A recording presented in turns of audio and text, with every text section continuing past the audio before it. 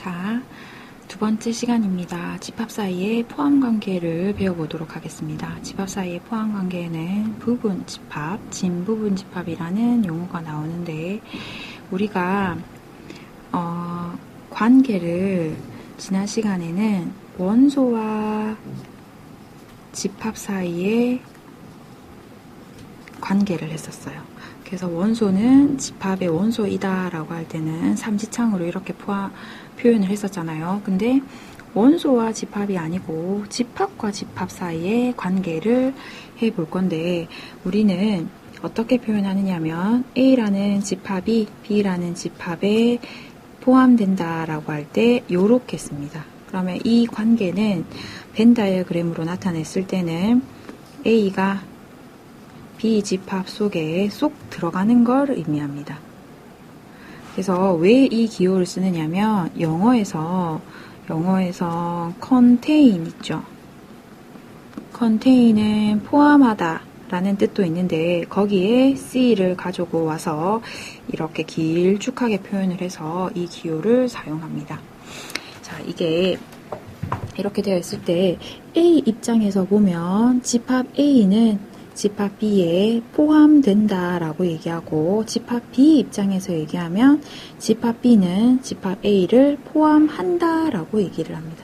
얘는 포함이 되는 거고 B 집합은 집합 A를 포함하는 게 되는 거죠. 그래서 관계는 이렇게 되는 게 됩니다. 예를 들어서 집합 A가 1, 2, 3, 4, 5이고 집합 B는 2, 3이다. 그러면 집합 A와 집합 B의 포함 관계는 어떻게 되느냐면 집합 B에 있는 모든 원소가 집합 A에 들어있죠.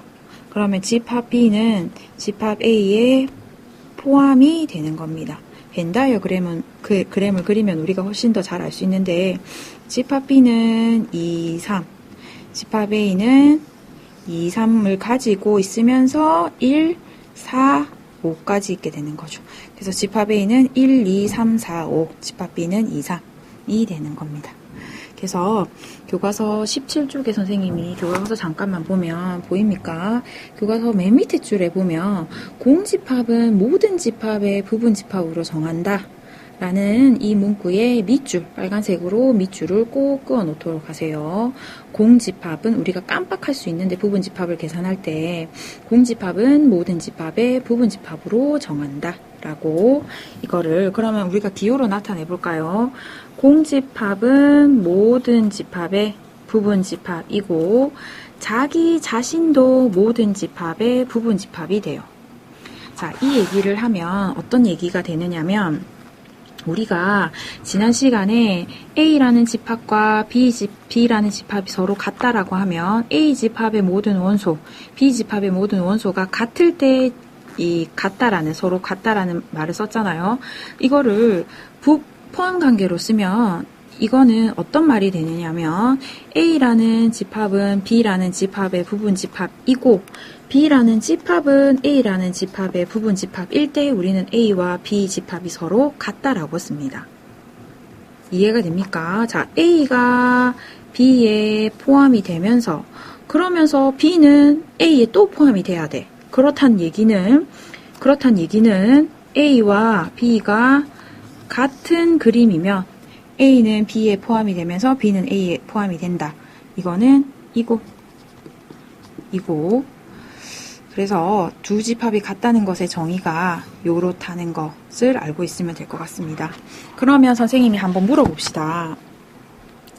A가 집합 B의 부분 집합이야.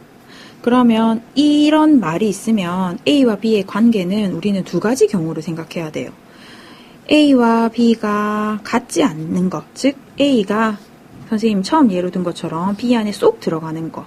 A가 B의 부분 집합이라고 하면 A와 B는 같을 수도 있는 거예요. A와 B는 같을 수도 있는 겁니다.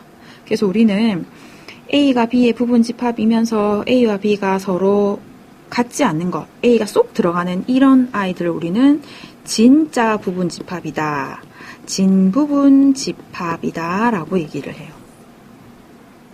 진부분 집합이다 라고 얘기를 하고 얘는 그냥 두 집합이 서로 같다가 되는 겁니다. 그래서 A가 B 집합의 부분 집합이다 라고 하면 이렇게 두 가지 경우가 있다는 것을 생각하고 있으면 될 것 같습니다. 그리고 교과서 17쪽에 선생님이 줄구라고 했어요. 공집합은 모든 집합의 부분 집합으로 정한다.